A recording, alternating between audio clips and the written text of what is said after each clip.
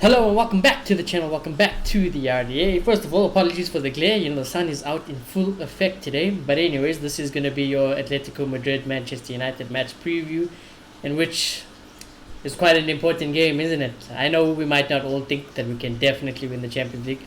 I say think, we definitely probably won't win the Champions League. But as long as we're in the competition, never say never, statistically and mathematically there is a chance that we can somehow get at least through to the next round. If we make it to the next round, maybe build some momentum. Tough fixtures after this. Atletico Madrid come, then we still have to go to City, the Liverpools, all of those things.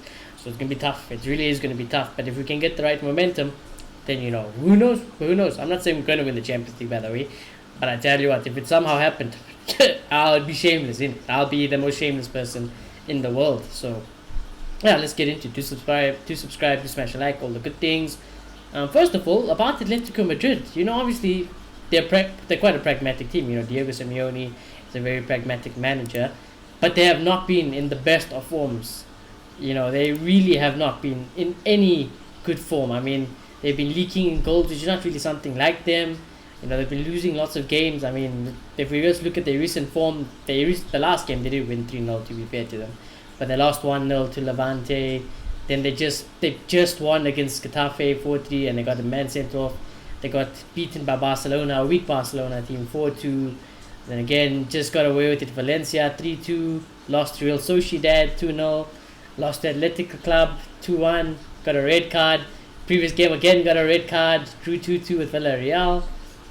So not the best of forms from Diego Simeone's men and Atletico Madrid in general. I think we got a chance. I think we really do got a chance. Never say never with United. We can make any team look like they prime Barcelona, and we know how we are with the inconsistencies. So never say never. But this could be very interesting. This could be very interesting. A weak Atletico Madrid side is quite a nice thing to go up against. I think it's going to be a good game, as always in the Champions League. I think all Champions League games are of high quality, but I think this will be a good game. Also, the away goals thing is scrapped. So I think that even if we, the whole away goal rule, if we United score 2 goals at Atletico, and then, I don't know, let's just say aggregate finished 2-2, but we had more away goals, we'd go through. So that rule is gone now. No such thing. So it's not as important, But it would still be nice to win this game, get some aggregate. So let's just see what happens, right? And now, from Diego Simeone's approach, I think he will be pragmatic. I think he will have low block, and I think he will try to look at us to beat us on the counter-attack. And I think with United, the way we've been playing recently, I think we might do the same. Maybe we'll press them. Maybe we'll try to take the game to them because we might be a bit more fit. We might play with a high intensity just because we're in the Premier League and that's just how we are naturally. So it might just fall that way, but I really don't think so. Obviously we know how United can be, and we know how inconsistent United can be. I mean, we conceded 2 goals in 24 seconds against Leeds. We used to say that when we play a real team of quality, we don't just do the logical thing and crumble underneath the pressure. So anything could happen in this game, really anything. What I would say is that we really need our players to step up.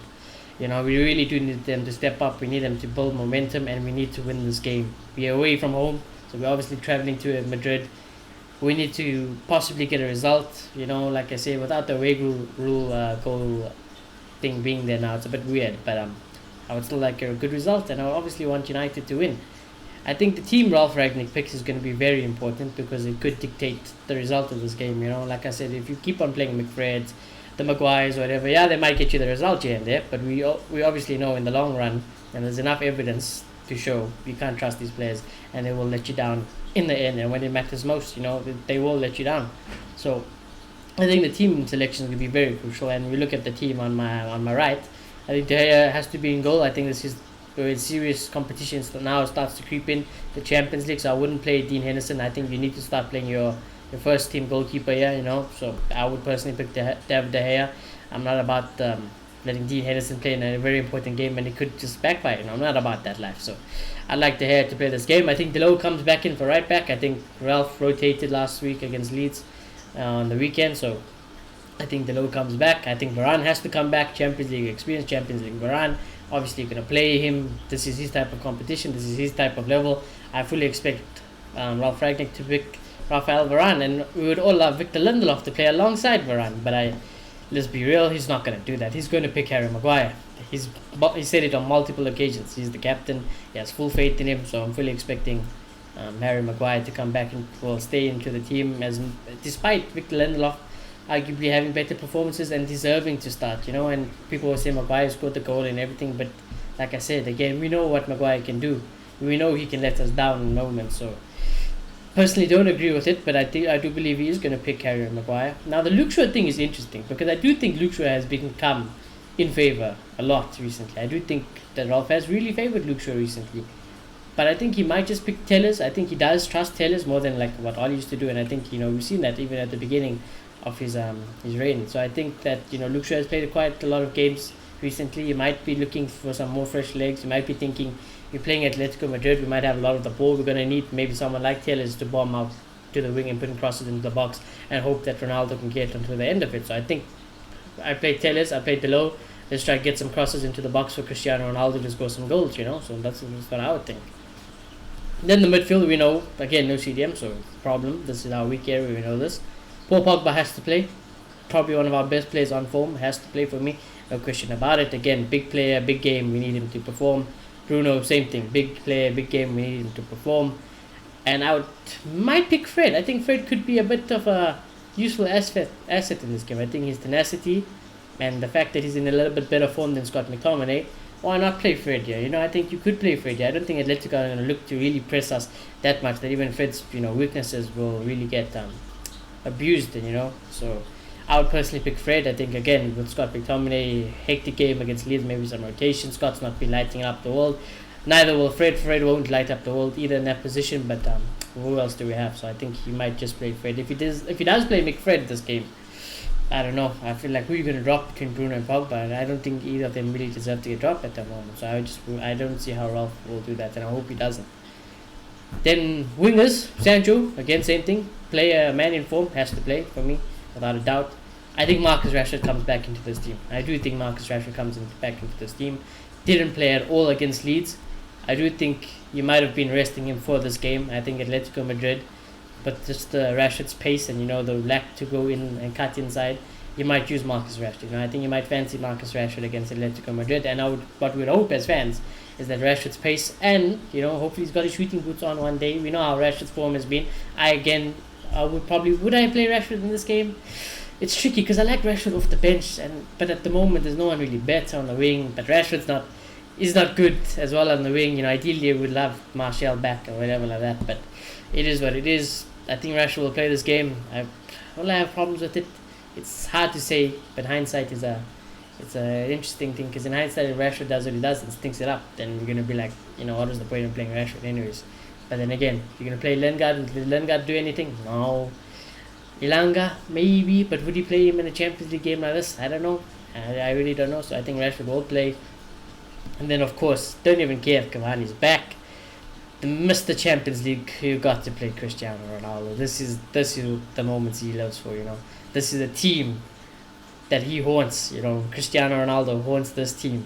Without a doubt, he haunts this team. He's definitely living in Atletico Madrid's fans' head. He does. He's scarred them multiple times, so I think you have to play Cristiano. He will 100% want to play. He will play. I'll be very, very, very surprised if Ronaldo doesn't play.